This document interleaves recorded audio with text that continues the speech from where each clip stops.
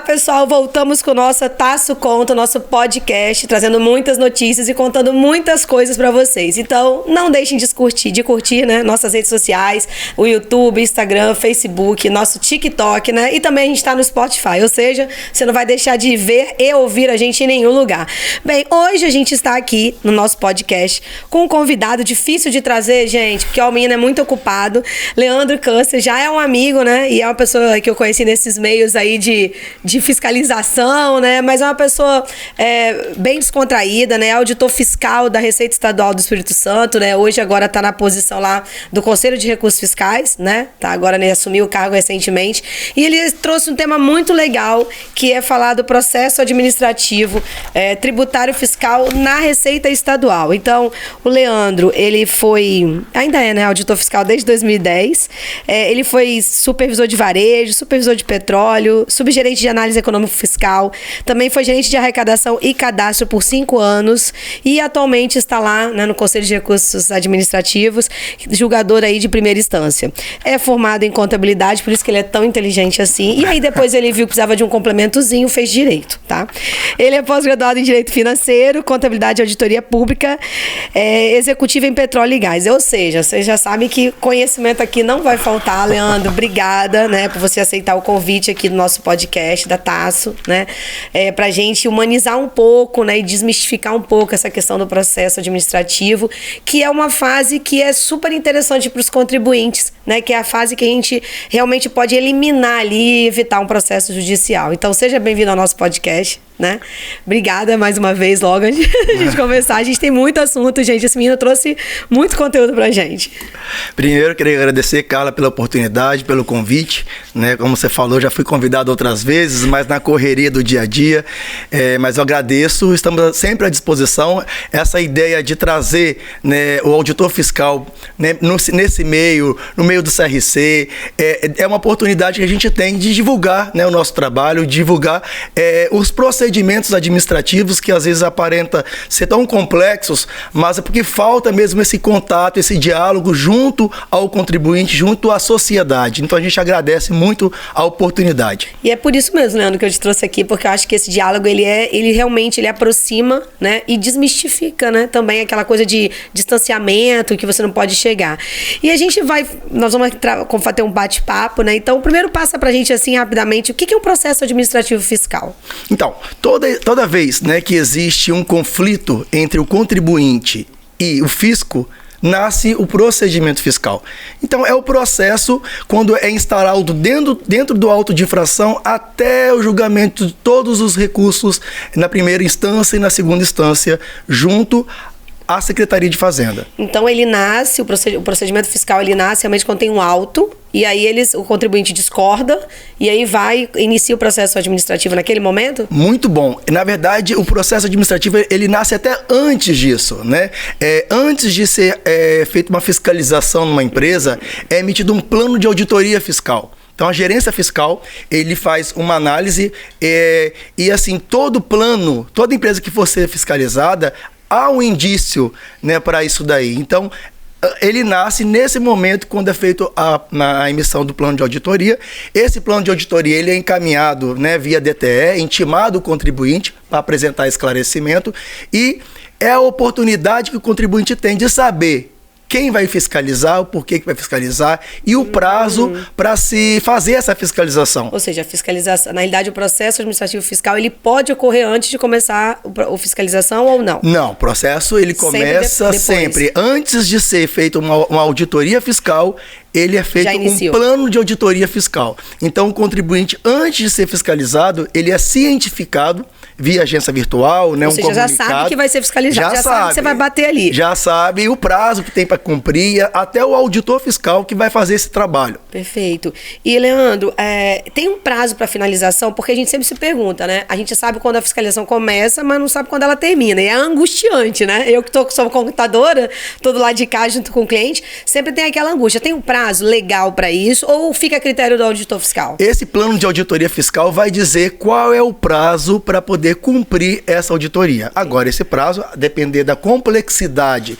da fiscalização, né? Pode ser prorrogado pela Secretaria de Fazenda. Então, existe um período, geralmente de 30 dias, mas pode ocorrer períodos diferentes, a depender da complexidade da auditoria. Aqui no estado a gente tem visto muitos processos, né, de fiscalizatórios, até coisas se tornando pública, né, porque encontra-se as operações do estado e tudo.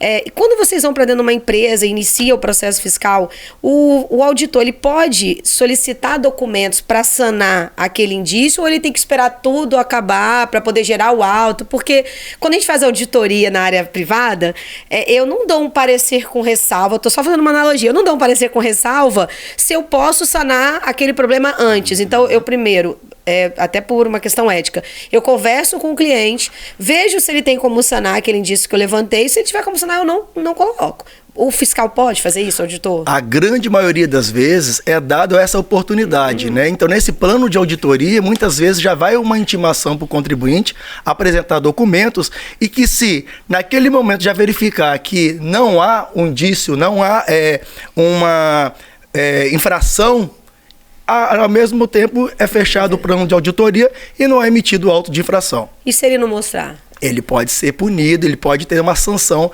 para que ele possa, né, tem previsão na Lei 7.000, uma penalidade para ele poder ter que apresentar essa documentação. Se ele não apresentar, tem infração por não apresentar a documentação? Tem uma infração, sim. Em Receita Federal tem. Por falta de apresentação de documento, até prazo na Receita Federal eles têm infrações pontuais, né? Se não apresentar dentro do prazo é X mil reais, se não apresentar o Estado também é assim? Também. Isso é muito bom você comentar isso aí e assim, muita gente do CRC, contador que nos escuta nesse momento, a importância de se sempre acessar a agência virtual. Né? A agência virtual, tanto o contribuinte, mas em especial o contabilista, ele tem que acessar diariamente ou semanalmente a agência virtual, porque ali, Carla, é o canal de comunicação da Cefaz. E você sabe que eu conheço colegas contadores, porque como a gente tem, os escritórios se conversam, né? Então, eu conheço colegas contadores que trabalham com muitas empresas na área de CMS, não é o meu caso, mas que tem uma pessoa só para tomar conta disso, porque tem muito cliente, tem 700 empresas, das 700, sei lá, 600 são comércio. Então, você não dá conta. Então, ele tem um setorzinho só para olhar aquilo diariamente, porque é muita informação e não tem jeito, né? Entre a cadeira e o computador tem um ser humano e pode ter erro, né? Então, por mais sistemas que a gente tenha, segundo os meus colegas, você precisa de alguém focado nisso, como você falou. E fica a dica, hein, gente? Ó, olhar diariamente aí, né, a agência. Depois que vocês olharam, viram o contribuinte entregando ou não documentação, foi comprovado que vai levar a um auto de infração. Ou seja, independente de vocês, dele ter sanado durante o processo, o auto é lavrado, porque foi identificado, até aquele momento vocês, como auditores, não viram nenhum processo para sanar aquilo, nada para sanar.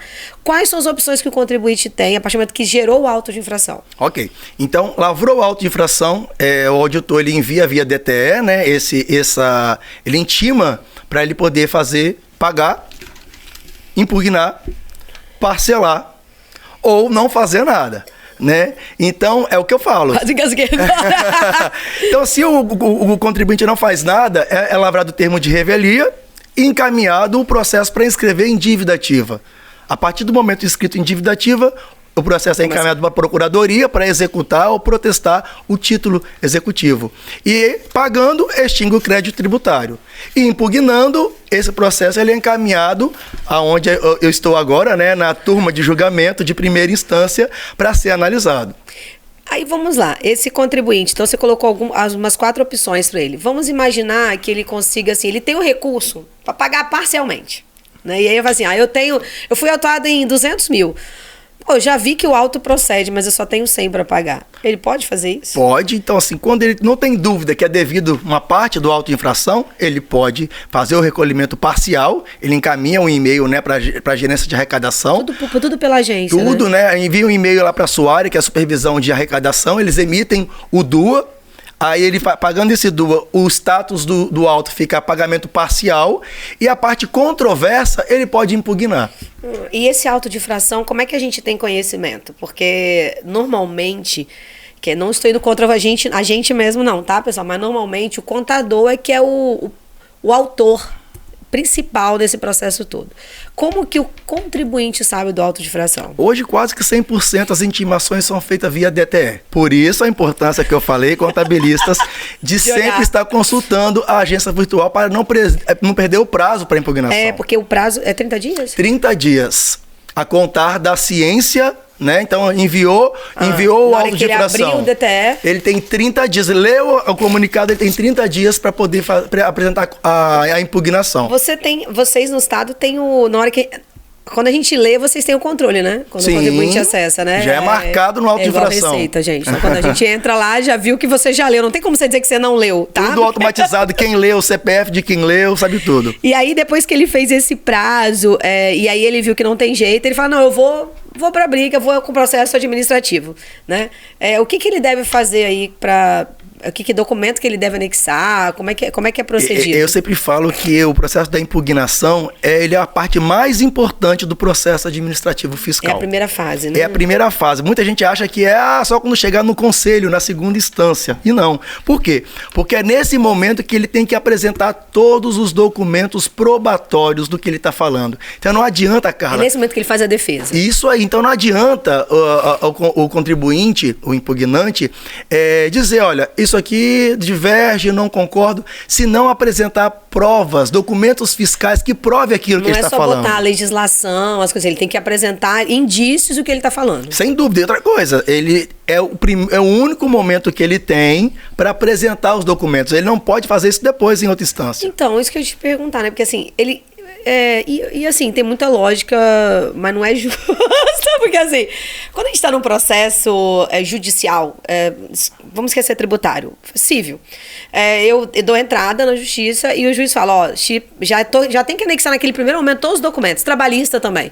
E aí chega um dado momento que eu já não posso anexar mais nada, eu tenho que pedir uma autorização, aí vai para um comitê. A gente não tem essa possibilidade no administrativo? Muito boa pergunta, porque assim, é a mesma coisa no processo judicial, né? Então, tem algumas exceções. A regra você tem que apresentar todos os quesitos, as alegações na impugnação, na primeira instância. 30 dias. E os documentos. No momento que você apresentou a impugnação, já começou, o processo ele anda. Então, agora, vamos imaginar que... Mas aí eu tenho 30 dias para impugnar. Aí eu tenho, na realidade, 30 dias para me valer de toda a documentação, de todos os indícios que eu tiver para poder fazer uma boa impugnação. Muito bem. Agora, Leandro, eu nunca posso apresentar outro documento. Não, tem exceção, né? Igual no judiciário. Vamos imaginar que aconteceu uma enchente, né? Uma força maior e você perdeu os documentos, pode pedir prorrogação. Coisa. Não, você vai impugnar. E depois, na segunda instância, você pode apresentar esse documento. Então, assim, e no meio do processo, vamos imaginar que aconteceu alguma coisa... Depois impugnou, mas depois que você impugnou, aconteceu alguma coisa. O julgador de primeira instância solicitou diligência para poder ter clareza e certeza daquela decisão dele. Ou seja, vai para a gerência fiscal faz uma diligência naqueles documentos fiscais. E pode ir até a empresa também, se for necessário? Ele pode. E outra coisa, aí sim, volta tudo de novo, porque o contribuinte tem que ser cientificado disso daí. Aí ele pode o quê? Apresentar outras alegações, outros documentos para poder ir contra, talvez, né, aquilo que foi incluído novamente no processo. Entendi. Então, pode até beneficiar o contribuinte, sim, né? A diligência pode até beneficiar o contribuinte. Certeza. Quando ele apresentou a impugnação, esse processo é tudo via DTE? Então, a impugnação ele pode procurar a agência, né? Geralmente hoje você pode mandar dentro da agência virtual, olha a importância da agência virtual, né? Ele pode impugnar por dentro da agência virtual, ele não precisa nem ir à agência, né? Ele nem precisa mandar também pelo Fale Conosco. Pode ser tudo pela internet. Pelo Fale Conosco, pela própria agência virtual, ele pode fazer o upload dessa impugnação que será incluída dentro do processo. E ali esse processo vai para onde, né? Então, qual é a fase? Na hora que a gente entra, vamos imaginar que a gente usa a agência, entrou na agência, ele vai para onde? Ele tramita como isso internamente? Aí, encaminhou, já vai direto para a subgerência, né, de julgamento da gerência tributária. É a primeira instância. E a primeira instância. E nessa subgerência, ele vai encaminhar para as turmas de julgamento para fazer essa análise da impugnação. Essas turmas de julgamento são compostas por quem? Auditores fiscais? Isso aí. Nós temos hoje 7 turmas de julgamento. Cada turma de julgamento é composta por 3 auditores fiscais. Então, o processo pode cair em qualquer uma dessas turmas. Eu sempre vou comparar porque o meu mundo taxa não é ICMS, né? Então, quando a gente é autuado pela Receita Federal, graças a Deus tem uns 20 anos que eu não tenho esse desprazer, um cliente meu, a gente tem a possibilidade de fazer da entrada e durante o processo de impugnação, até o processo acabar, o cliente fica sob efeito suspensivo.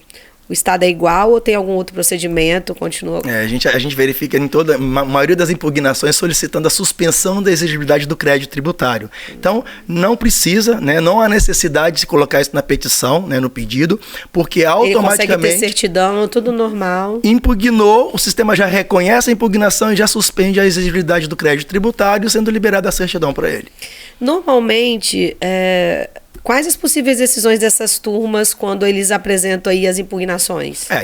O auto pode ser dado procedente à acusação fiscal, ele pode ser improcedente, ou seja, a favor do contribuinte, ou pode ser parcialmente procedente ou parcialmente improcedente. Que aí continua seguindo o que foi procedente, vai seguindo, e improcedente é baixado. Quando o processo ele é improcedente e se ele for inferior a 5.000 VRTs, o valor do auto de infração, já vai para o arquivo, e acabou, extinguiu o crédito tributário. Quando mas ele... 5.000 VRTs dá quanto? Hoje dá mais ou menos uns 20 mil reais, mais ou menos. Uns 20 mil reais. Aí acima de 20 mil, acima de 20 mil, se foi improcedente a acusação fiscal, ou seja, a favor do contribuinte, o auditor fiscal da turma de julgamento necessariamente precisa recorrer de ofício ao conselho. Entendi. Quando ele é procedente a acusação fiscal, o processo é encaminhado para a agência e aí o contribuinte ele tem 20 dias para poder apresentar recurso voluntário ao conselho. Então, existe nesse primeiro momento duas possibilidades. O recurso de ofício, quando é o auditor que faz, ou seja... o auditor também pode fazer? Ele deve fazer. Quando o auto ele é acima de 5.000 VRTs e for improcedente, ou seja, a favor do contribuinte, o auditor já manda para o CEF fazer o julgamento. Só vai a possibilidade do recurso voluntário quando é procedente. Então, é um outro meio, um outro recurso que o contribuinte tem de fazer. Então, na realidade, o contribuinte tem duas possibilidades. O próprio auditor pode verificar que é indevido, e aí ele mesmo segue pedindo o recurso, né? Ou o contribuinte faz por parte dele. Isso aí. Então, ele ainda tem duas possibilidades, Sim, né? tem mais outra que a gente pode falar mais à frente.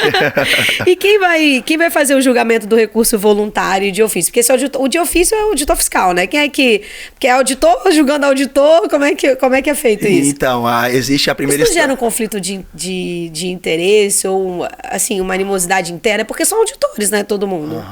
Por isso que existe a segunda instância, né? A primeira instância é composta só de auditores fiscais. E já na segunda instância, que é o CERF, né? O Conselho de Recursos Estaduais, o Conselho, ele vai...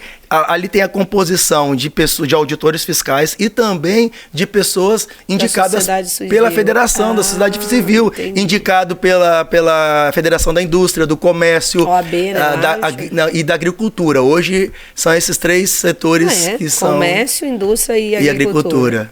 Entendi. Poxa, que legal esse. Então, na realidade, esse julgamento do recurso voluntário e ofício são as mesmas pessoas que fazem? Não, aí já vai né, são outros auditores. Entendi. Então, no primeiro momento é o auditor, no segundo momento é a segunda turma. O Conselho de Recursos, ele tem duas câmaras de julgamento, né? Então, aí são três auditores e 3 pessoas da sociedade civil. Poucas pessoas sabem disso. É verdade, é assim. Não, sabe por quê, gente, que eu tô falando isso? Porque o pessoal que tá ouvindo, né, gente, que vai ver, nem os próprios contadores que militam nisso sabem por quê. Porque é tão intuitivo e tão no dia a dia. Tipo, meu cliente foi autuado. Eu sei que eu tenho a possibilidade de fazer. Eu sei que há uma possibilidade de uma base legislativa que eu defendo, ou um julgado, ou uma linha de defesa, de estudo, não está definido ainda, que eu posso livrar o meu cliente no administrativo, né? Então, mas eu não sei como é que compõe, como que é feito, porque é tão automático entrar, fazer o recurso, procura o jurídico, né? E eu acho que isso, assim, de repente a gente não sabe como é que é essa composição, como é que são essas questões de voluntário de ofício, quem é que julga, e o cliente muito menos, porque talvez se ele soubesse, né, e a oportunidade é agora que a gente está contando, ele pode ter algo bem... Você falou uma coisa bem legal no início. Ele ter algo mais bem feito, que é isso que você quis dizer. Então, essa fase do recurso é assim, você tem 30 dias para fazer um bom embasamento, buscar todas as provas que você tem a seu favor, se é que você tem razão, embasar tudo isso, colocar toda a base legal correta, todos os indícios que corroboram com o que você está fazendo, para seguir. Então, de repente, muita gente não dá valor a essa primeira etapa para ganhar prazo, né? E aí ele vai perder essa possibilidade do administrativo. Justamente, porque não é? depois... Você não acha que eu acho que, pelo que você está falando, é isso que pode acontecer. Porque depois de um conselho, ele não pode alegar outro fato que não foi alegado na impugnação. Aí vai ser justiça. Aí vai ser na justiça, que aí ele pode alegar qualquer Aí começa tudo de novo, vamos dizer, numa outra esfera. Um custo muito maior, né? Porque é importante falar isso, que não tem que pagar taxa para poder recorrer na área administrativa, não tem cobrança disso aí. E já no judicial tem, fora a sucumbência, né? Honorário, etc. E, Leandro, como que funciona o CERF e qual é a competência do CERF, efetivamente? Então, ele é um conselho, ele é, como eu falei, né? Ele é composto por auditores e pessoas da sociedade civil. A gente tem 2 câmaras, né? Cada câmara é composta por 3 auditores e 3 pessoas da sociedade civil. São 6, hoje são 6. 6. E o presidente. Quem define a composição? É a própria Secretaria da Fazenda ou é o governo? Então, como eu falei, né? Da sociedade civil é encaminhada uma lista tríplice, né? Para... Mas quem define quantas pessoas? É o não, governo? Isso aí está na lei. Está na lei. Legal. Então, essas 2 câmaras são compostas de 6, né? 3 auditores e 3 da sociedade civil, mais o presidente. E existe o pleno também, né? Então, é uma outra... Como se falasse, não vou falar com outra instância, mas pode acontecer do processo também precisar da reunião dos 12 conselheiros para julgar o processo. De repente, algo muito volumoso ou muito complexo, né?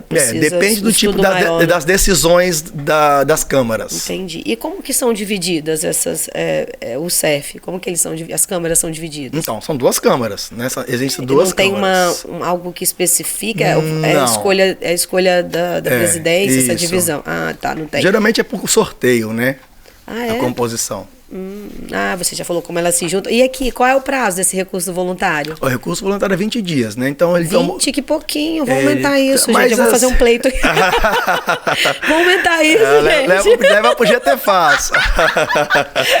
E assim, é 20 dias hoje. Mas por que ele é menor do que o início? Porque já existe a impugnação pronta.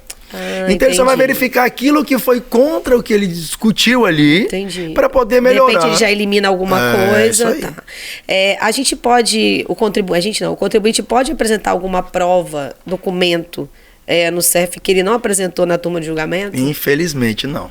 Só naqueles casos de exceções. Ou seja, da mesma forma que ele não pode complementar com base legislativa, ele também não pode apresentar documentos naquele momento. A menos que ocorreu no meio do processo administrativo, um fato novo, mas vai ter que comprovar. Uma alteração legislativa. Então, nesse caso aí, ele poderia acrescentar dentro do processo. Vou fazer uma pergunta. Durante o processo, mudou a legislação e tem lá no Código Tributário aqui, quando a mudança é para beneficiar, você pode retroagir. Ele poderia incluir? Pode. Vamos imaginar que deixou de existir aquela sanção. Ele pode peticionar, abre um outro processo, pedir para pensar esse processo para dar baixa num débito.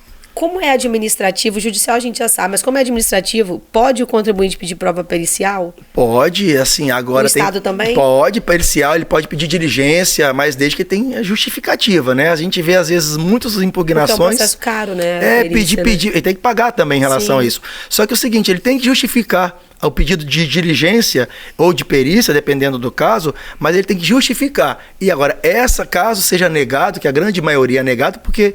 não há nenhuma justificativa. Isso que eu ia perguntar, pela sua experiência, porque se a gente está na fase administrativa, teoricamente, pelo que você está falando, tudo que a gente já conversou, o contribuinte já sabe a linha de defesa dele, já sabe se é correto ou não, a auditoria fiscal também já sabe se tem algum método ou não, então não justificaria muito nessa fase administrativa você pedir uma perícia. Depende, Carla. Aí assim, eu vou falar agora no direito de defesa, né? Vamos imaginar que tem um auto de infração que ele está meio obscuro ali. Entendi. Né? Assim, tem alguma coisa que você não está entendendo. O próprio impugnante, ele conseguiu demonstrar dentro de algumas informações ali que alguns valores não batem, algumas notas fiscais não são dele. Então, ele colocando isso na impugnação, justificando, olha, eu encontrei isso de divergência, então pode ser que tenha mais divergência. Por própria autonomia dele, não? Tipo, ele contratar um perito para apresentar? Não, ele solicita e a turma de julgamento decide se vai ou não para a diligência. Caso for para a diligência, é encaminhado para a gerência fiscal e depois desse momento, o contribuinte toma ciência disso aí, pode fazer uma nova impugnação, colocar outros documentos, como a gente falou na inicial. Entendi. Normalmente, processos judiciais, a gente tem que pagar se você quiser fazer recurso. O administrativo é assim? Não há necessidade. Então, não tem idade nenhuma. Então, aí ele entra com recurso. Enquanto não tiver sido decisão, ele continua com a certidão dele, porque ele está em efeito suspensivo. Isso, e espera até acabar. E além disso, Carla, é importante ressalvar, porque não há necessidade de ser advogado para poder fazer uma impugnação. Hoje, quem sabe, às vezes, da vida contábil, né, da escrita, entende, tem a parte técnica, é o contabilista. Então, você, contabilista, pode se especializar e aprender a fazer petição. Né? Porque a fase administrativa, inclusive de uma das reuniões que eu participei lá pelo GTFAS, teve essa discussão, né? E ambos, assim, auditores, secretário, até o pessoal da Secretaria falou, não é obrigatório ter advogado. Eu penso assim, como contador, eu acho que o contador ele tem que ser um papel fundamental na elaboração de tudo isso. Porque ele é que fez a contabilização, ele que apurou o tributo, ele é o detentor do conhecimento da legislação. E em parceria com o advogado, ele pode dar maior robustez à defesa. Perfeito. Por quê? É a minha visão de profissional. Porque eu acho que são duas profissões que se completam para que o contribuinte tenha sucesso naquilo. Porque eu não vou ter o conhecimento jurídico mesmo... podendo não ser advogado, eu não vou ter, de repente, todo o conhecimento, o arcabouço legal de como fazer um processo. O direito material, né? Isso, às vezes o contabilista não conhece o direito material. Né? Aquele rito processual. E, de repente, eu não consigo nem elaborar a peça corretamente. Então, por muitas vezes, a gente, mesmo sabendo que o administrativo não tem necessidade, o contador, às vezes, assume, né, para beneficiar o cliente ser um custo menor, mas isso pode prejudicar o processo. Então, eu sou defensora de que eu acho que tem que ser conjunto, mas eu acho que ele não precisa. Se eu tiver um contador igual você tem formação contábil e jurídica, que conheço muitos profissionais que têm. Não vejo necessidade. Eu, por exemplo, não tenho só formação contábil. Então, eu com certeza falaria, cliente, vamos fazer junto. E eu já fiz vários processos na área federal com um advogado junto.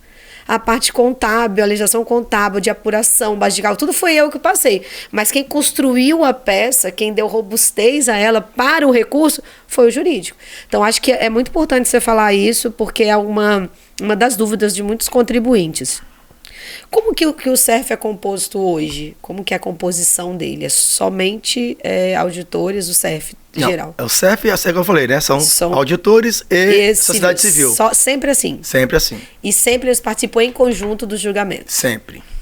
3 de cada um, cada câmara. Aí você começou que falou da lista tríplice. Então, a lista tríplice é a instituição, quando é a sociedade civil, a instituição manda, escolhe. Isso, a federação... Tem alguma qualificação necessária? Tipo, tem que ser contador advogado? Tem conhecimento em direito, né? Então, assim, geralmente hoje os conselheiros têm formação em direito, né? A grande maioria. Mas, assim, não é obrigatoriamente ter a formação em direito, mas que tenha conhecimento jurídico, sim. Quem tem o poder para escolher a lista tríplice? É o governador. É o governador que escolhe? O governador está com uma responsabilidade grande, né? Porque o CERF ele é muito importante para a vida dos contribuintes, né? Então, tem que ser realmente pessoas com capacidade, né? E quem também se candidata a isso tem que também saber da sua responsabilidade. Da sociedade civil é remunerado? Sim. Sim. Não sabia, não. Tanto auditor quanto sociedade civil. Auditor sim, né? Agora a sociedade civil não sabe. Não, porque tem muitos cargos dentro de governo que não são remunerados, entendeu? Que o pessoal, ele se candidata, tem análise curricular. A gente mesmo, lá no CRC, enquanto eu sou presidente, eu hoje coloco a público. Eu convido, faço um cardzinho, peço para as pessoas mandarem currículo, porque antigamente era muita indicação. E aí, quando eu entrei lá, por exemplo, Banestes, eu ponho o pessoal, eu recebi 22 currículos, por exemplo, agora. E deixa eu ver a linha desse caso, se é especialidade em contabilidade bancária, porque como é que você vai representar um conselho dentro de um conselho fiscal de um banco se você nunca trabalhou com contabilidade bancária, tem a mínima noção de finanças? Então, eu tenho essa...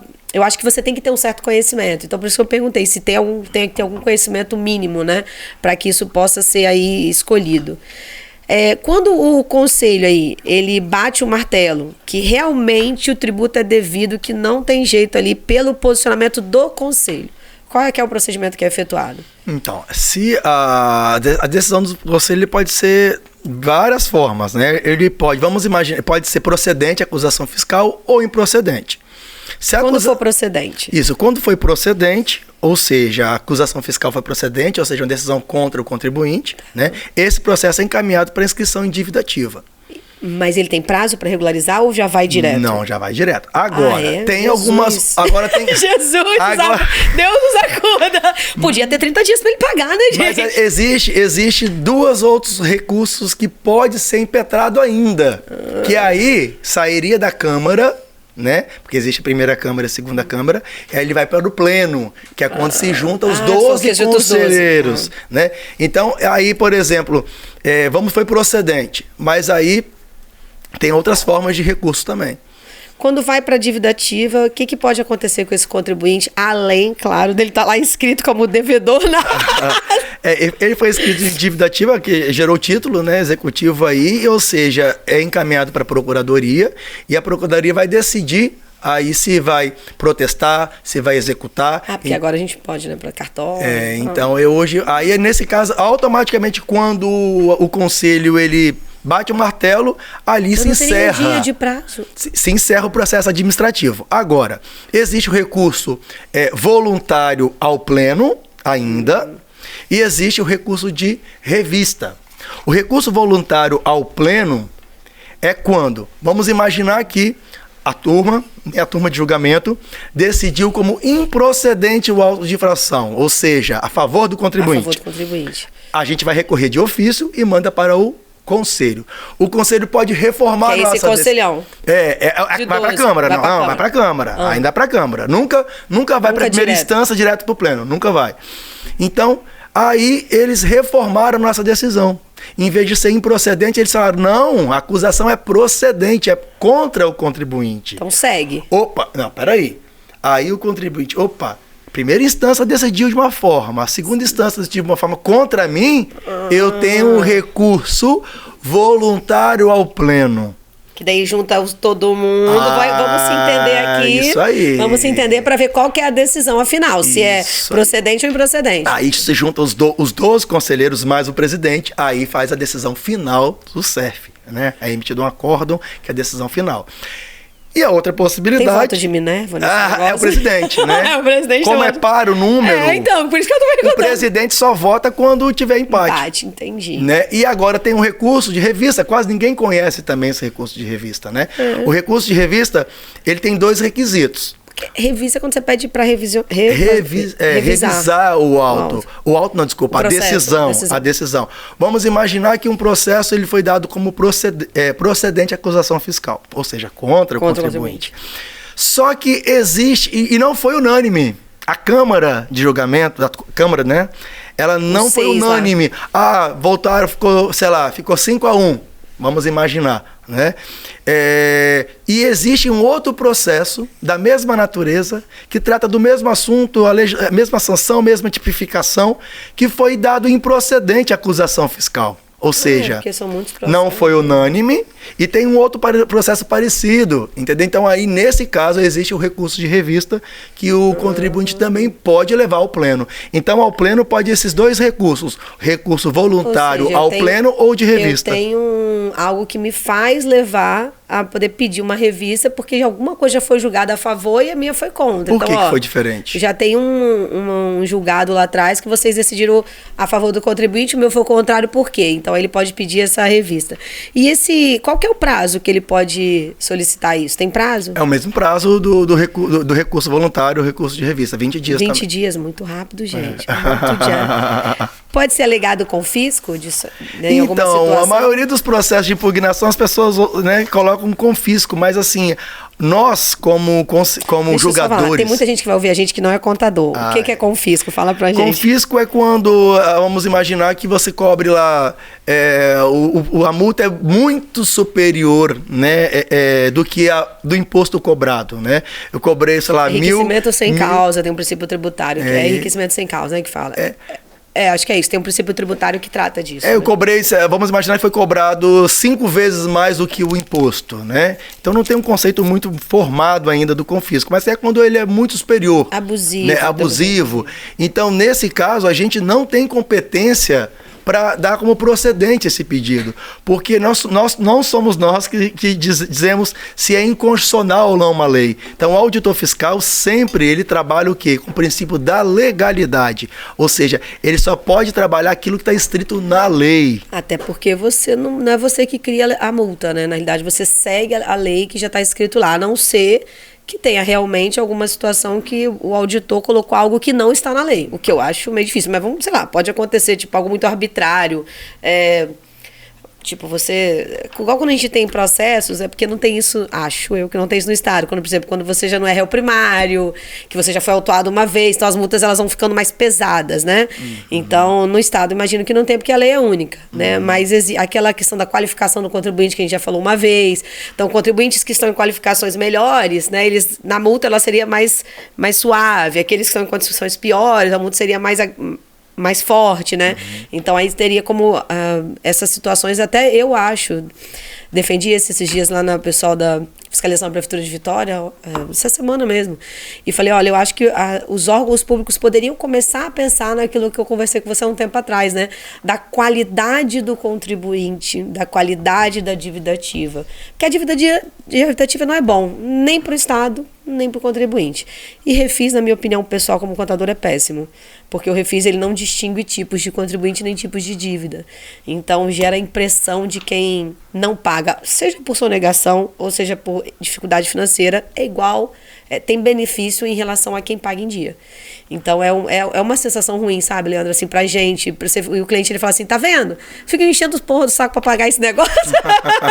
E, na realidade, quem não paga é beneficiado todo final de ano com o tal do refis, entendeu? Então, é ruim.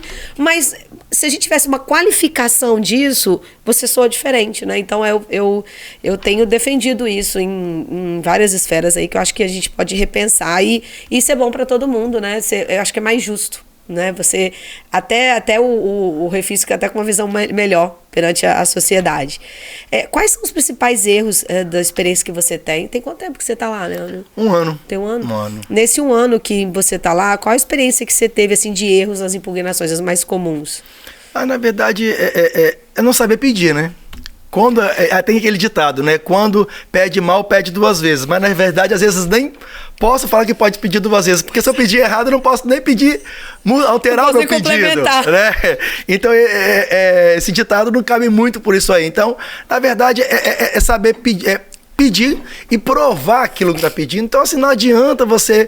Hoje, a secretaria, ela deu uma melhorada gigantesca. Antigamente, Clara, se demorava 15 anos para julgar um processo administrativo fiscal. Quanto tempo hoje está demorando? Hoje, por exemplo, ontem eu julguei um processo que foi autuado em dezembro do ano passado. Nossa senhora, isso não sei se é bom não, tá, gente? Porque às vezes a pessoa assim, deixa o negócio enrolar. Então, hoje, aquele contribuinte que... Nossa, mas dezembro do ano passado não tem nem 60 dias, gente. Mas às vezes a pessoa, ela impugnou 10 dias logo depois do auto de infração, né? Então, já encaminhado para a turma de julgamento. Então, assim, aquele contribuinte que pensa que vou ganhar tempo. Protelar. Né? Vou protelar o auto de infração. Tá perdendo tempo, porque hoje a gente fez uma mudança... Hoje em dia ninguém pensa assim mais não, hoje tá muito rápido. Hoje, até no conselho, né? Então, de 15 anos, eu falo, primeira e segunda instância, hoje está às vezes menos de 1 ano o julgamento nas 2 instâncias, às vezes até o pleno. Né? Mesmo. Então, isso assim, bom, mas eu acho isso bom, eu acho que torna um ambiente regulatório saudável. Muito bom, então assim... Porque acumular processo ninguém gosta, né? A gente ouve tanto falar na televisão dos tribunais, né? Da questão do acúmulo de processos, não sei quantos mil processos no STF, no STJ, no trabalho. Então, eu já... tive oportunidade de conversar com, não sei se você conhece, não é estadual, do Cássio Moro, ele é juiz do trabalho aqui no Espírito Santo, né, do TRT, e ele teve oportunidade de vir aqui, a gente falou, só que foi no Papo Tec Confraria, que é outro projeto aqui da gente, e ele falou dessa questão de prazo, né, que já se demorou muito e hoje está muito mais rápido, e eu tive essa experiência com clientes que realmente, processos trabalhistas que demoravam, assim, 5, 10 anos, às vezes a gente pensa em prescrição, né, e tal, que isso é um processo, prescrição intercorrente, e enquanto hoje agora está demorando meses. Então, assim, eles têm tirado bastante isso com a ajuda da tecnologia. Eu acho que isso aqui foi assim, eu acho que foi uma entrega muito muito grande que a Secretaria da Fazenda fez para os contribuintes. Por quê? Porque você fazendo 15 anos, depois é julgado procedente uma auto-infração, Carla.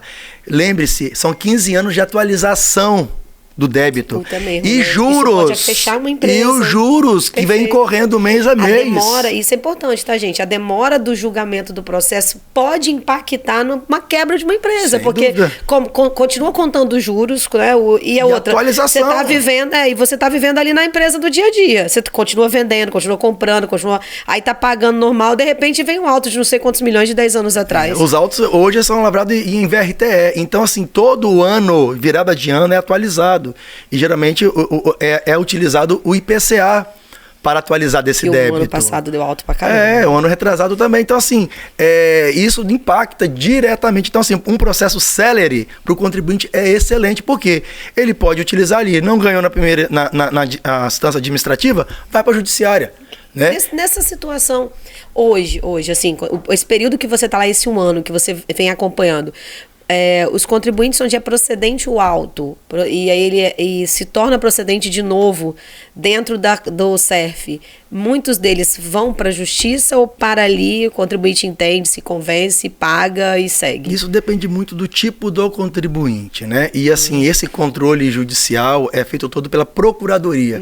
Então, entendi. Vocês não têm acesso a isso. A partir do momento que a gente, o Conselho, né, emite o acórdão e faz a decisão definitiva... Vai para a dívida ativa. É que esse processo é encaminhado para a gerência de arrecadação, lá é feita a inscrição em dívida ativa e aí o processo segue, a Procuradoria que toca todo o processo. Quer dizer que esse processo continua seguindo para execução. Sim. Aí ele vai já para a Procuradoria. Isso aí.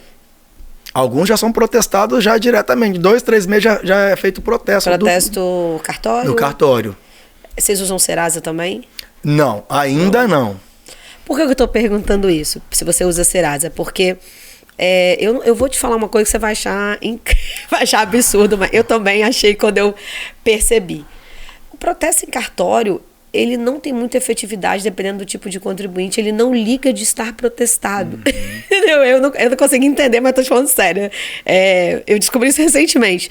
Porque, de repente, ele não precisa daquilo para nada.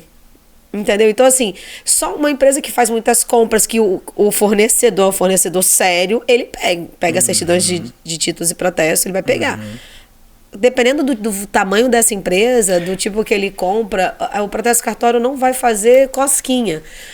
Tô dando uma de advogado do diabo aqui, tá? Sei que eu posso botar você numa saia justa, mas assim, por que eu não sei se é por questões legais, a Serasa não é utilizada, que de repente é mais eficaz? Porque o cartório vem sendo utilizado pelos órgãos públicos, tem surtido efeito em algumas situações e outras não. Eu não sei se você tem essa percepção, mas nós, contadores, vimos isso, entendeu? É um título a mais protestado. Não, é bom lembrar que o protesto, geralmente a Procuradoria opta por isso, por ser um custo menor, e geralmente para débitos... Não ter custo, né? Por débitos... Tem um custo para poder fazer para o cartório, tem um custo pequeno, mas tem um custo. Um custo administrativo. Mas são para valores menores, valores baixos. Né? Os valores vultuosos, a Procuradoria, ela executa. Né? Ela executa. E outra coisa também... Mas ela tem a opção de executar e protestar. Tem. Pode fazer os dois. Dependendo do valor do débito, é dispensado a execução, para justamente reduzir o custo para a administração pública. Então, existe a legislação que dispensa a execução em casos específicos de débitos baixo valor. Entendi. Ó, gente, eu tô aprendendo muita coisa mas a questão do Serasa, a gente já estudou isso daí, né? Eu fiquei 5 anos na gerência de arrecadação e cadastro. A gente teve alguns impasses, a gente não avançar por esse ponto. É porque tem que contratar, né? E assim, uma coisa boa que você fez lembrar uma coisa. A gente, antes, independendo do contribuinte, antes de ser inscrito em dívida ativa, em alguns casos até... existe uma equipe de cobrança dentro de gerência de arrecadação e cadastro que lembra, às vezes, o contribuinte, ele parcelou, por exemplo, um débito, olha, nós vamos cancelar o seu parcelamento. Então, existe também não para todos, são em casos específicos, porque dependendo da quantidade de débitos... Vai ter gente para isso, né? Então, assim, é feito também essa cobrança administrativa, às vezes, antes de escrever em dívida ativa também. Leandro, você já falou que não é necessário advogado para ingressar com a impugnação, né, com recurso, porque é a fase administrativa. Existe uma... para fazer a impugnação e o recurso, não. Mas para fazer a parte oral lá, que você pode... Não, é sua opinião. É assim, eu sei que você é advogado e você é contador. Vamos esquecer que você é auditor.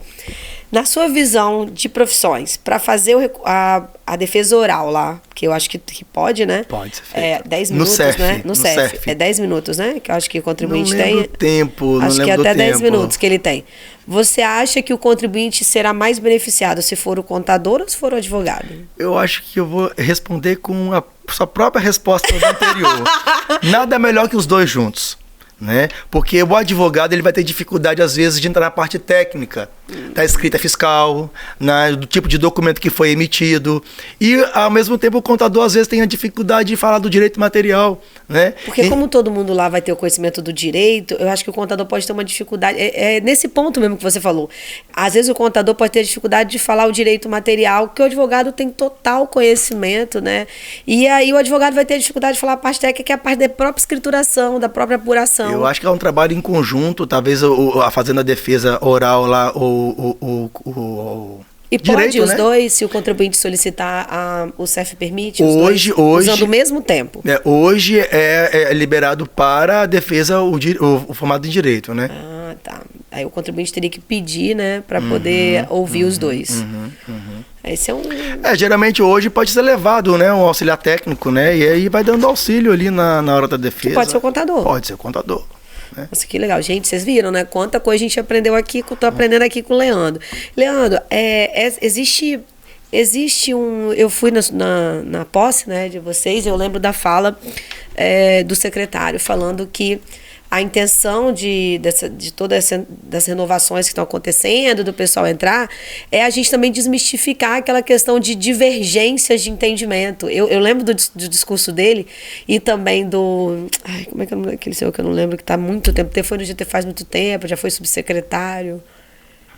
Putz, não lembro o nome dele agora. Ele falou assim, olha, existe sempre aquela coisa de que o CEF tem que seguir o que o auditor fiscal fez e que se não seguir e tal. E aí, aquele dia, o discurso deles, a fala, foi exatamente contrário a isso. E que muitos contribuintes não sabem. Na realidade, o CEF tem um papel sério e que não necessariamente, você falou em todos os seus momentos aqui, vai ser...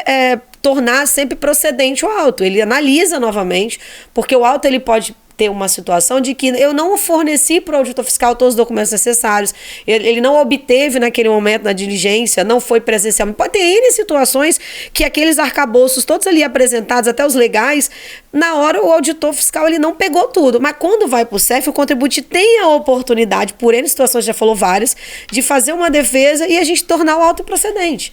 Então, eu gostei da fala e queria ouvir sua opinião. É verdadeiro isso, né? Essa questão de que realmente há uma técnica envolvida, há uma análise efetiva envolvida. Eu sempre falo, né? A imparcialidade, né? Não falo nem no conselho, falando da turma de julgamento, ela é fundamental. Então, quando você está ali como julgador, você tem que revestir como julgador e não como auditor naquele momento, porque você não pode balançar para o lado da administração e não pelo contribuinte. Até porque você pode criar uma jurisprudência ali ruim, né? Sem dúvida. Então, assim, eu falo assim, por mim, a imparcialidade ela é total. Na primeira instância, inclusive, mesmo que sejam só 3 auditores fiscais. Então, ali, você tem que estar utilizando a sua ética, né? Então, assim, a imparcialidade ela tem que ser fundamental, tanto na primeira instância quanto na segunda instância. Então, assim, a gente não deixa de olhar, poxa, o auditor, ele comeu mosca, né? Usar as palavras, não, né? Sim, e até orientar internamente, sim, né? Tipo assim, olha, a gente tem que melhorar os nossos autos. Eu vi essa fala lá. Esse trabalho aí é feito hoje, assim, brilhantemente pela gerência fiscal, né? A nova gestão da gerência fiscal, eles analisam todas as decisões que estão sendo feitas na primeira instância. Isso é muito bom, gente. Né? Até para o contribuinte mesmo. Foi nos apresentado até eu nunca tinha visto, foi no final do ano passado, assim, um gráfico com todos os tipos de auto que foram improcedente, procedente, passamento procedente, e eles fazem reunião interna na gerência fiscal. Para melhorar o processo. Será que eu estou errado ou será que o entendimento da primeira instância ou da segunda instância está errado? Vamos estudar isso aqui. Então é feito grupo de estudos para poder justamente o que você falou. De repente, tipo, se aquele item, eu já vi que tem vários improcedentes, eu não vou continuar no negócio assim, não, né? E já teve muita mudança de comportamento dentro da fiscalização nesse sentido. Poxa, será que a gente está fazendo certo aqui, ali? Então, assim, vai se ajustando. E essa oportunidade, Carla, que você dá, o GT GTFAS, você preside ao GTFAS, ele é fundamental para a gente construir esses laços, para a gente poder aproximar a sociedade, aproximar o contribuinte junto à Secretaria de Fazenda. Eu acho assim, Leandro, a gente vou dar uma dica para vocês, tá, gente? Principalmente aos contadores, mas mais ainda aos empresários, né? A gente não tem um negócio no Brasil, vou para os meus finalmente aqui, a gente não tem um negócio chamado no Brasil educação fiscal e nem educação financeira. Nos países de primeiro mundo, a minha filha fez intercâmbio no Canadá e fez high school, que é fazer o segundo grau paralelo, assim. E as matérias que ela estuda no ensino médio americano é economia americana, história americana, e aí tem a parte da tributação. E aí ela fala, poxa, eu no ensino médio, mamãe, tenho que aprender os princípios da economia, né? A questão dos direitos Quer dizer, eu ensino as pessoas de que não existe, gente, outra fonte de recurso para o Estado a não ser imposto. Não existe. Se existe, eu particularmente como contadora desconheço. Então, o que eu falo para os meus clientes, Leandro, e falo para as pessoas na posição aí, uma posição que eu estou atualmente hoje presidindo lá o conselho. Se contribuinte, ente público, trabalhar em conjunto para uma melhoria do ambiente regulatório, isso é minha opinião pessoal de verdade como contadora, para o ambiente regulatório, trabalhando junto, a gente vai ter uma tributação justa, e as pessoas vão ter orgulho de pagar. Porque se o que o governo está trazendo de retorno está me satisfazendo ou não, é outro ponto. Mas eu tenho ciência do que eu estou pagando, é um critério mais justo, né? Se eu não estou satisfeito de não estar a escola do lado da minha casa, é uma outra segunda situação que a gente tem que trabalhar em outra esfera. Mas a gente não tem educação fiscal. Então, ter educação fiscal é o quê? Para que serve isso? Para que isso é utilizado? Qual é o prejuízo que causa se eu não pagar para a sociedade e para mim mesmo? Né? Então eu acho que isso falta um pouco aqui no Brasil e acho que falta outro lado que é a educação financeira, porque quando você fala, você para fazer intercâmbio, aí ela foi para o Canadá e ela estudou educação financeira, que é você ensinar o jovem, a criança, o adolescente a pensar em empreendedorismo, a pensar de forma séria. Então eu acho que a gente pode deixar um legado e isso ir para frente um pouco, porque você tem que criar essa cultura. Então eu tenho muita confiança agora nesse novo ensino médio, por exemplo. Eu acho que isso aqui tudo é muito bom, mas ele pode ser evitado em muito se eu tiver uma educação fiscal decente. Perfeito. Então, eu conheci o projeto da Secretaria da Fazenda de Educação Fiscal. Conheci esse projeto. E foi através desse projeto que eu tive a ideia de ir nas escolas de ensino médio para falar da profissão contábil, para falar de empreendedorismo, para falar do fisco, para falar de uma forma saudável, né? Então, eu acho que falta um pouco disso. E não estou puxando o saco, porque o Leandro está aqui, né? Não é puxar um saco do Estado, mas é porque eu acho de verdade que isso muda toda uma sociedade. Então, a gente tem a cultura de que não é para pagar imposto. Então, a gente vai, meu filho, entendeu? Nós vamos estar ferrados. A gente não pagar imposto, está ferrado. Porque como é que você vai ter guarda na rua? Como é que você vai ter as academias populares, como é que você vai ter praça, então, e de novo, se tem o que você acha necessário para você ou não, é outra coisa, vote certo, tá? Então, outra coisa. Carla, assim, a educação é tudo, né? Você tocou no ponto da educação fiscal, né? Hoje, de forma meio incipiente, a gente já faz esse trabalho em algumas escolas públicas, né? Aqui do estado, falando sobre educação, a importância do tributo, a forma de tributo. Então, assim, melhorou bastante nos últimos anos e agora nós criamos a nota premiada, né? Então, a nota premiada hoje é uma forma de educação, né? Fiscal. Sim, eu fiz o videozinho pela tarde. Porque assim, você vai lá a gente pede, vocês que estão nos escutando, né? Oriente as pessoas a pedir o CPF na nota. Às vezes a pessoa esquece disso aí e isso aí, existem prêmios, né, premiações mensais. Dinheiro, inclusive, né? Acho que foi ontem um sorteio de premiação, no final do ano tem uma premiação no valor maior. Isso aí é uma forma de orientar, de criar como fala, modular a pessoa a pedir a nota fiscal. É um incentivo, né? Porque como a gente não tem essa educação fiscal, os governos criam incentivos para você pedir nota fiscal, para você colocar seu CPF e você enviar isso. E são muitas coisas, gente. Por exemplo, quando começou esse aí na nota premiada, a gente aqui na TAS fez um bloquinho na Band, a gente fez de vídeo, eu mesma fiz pela minha empresa, divulgando os contribuintes mesmo, gente, poxa, peça nota, coloca seu CPF. E aí foi muito engraçado, fica com ciúme não, tá, Bruno?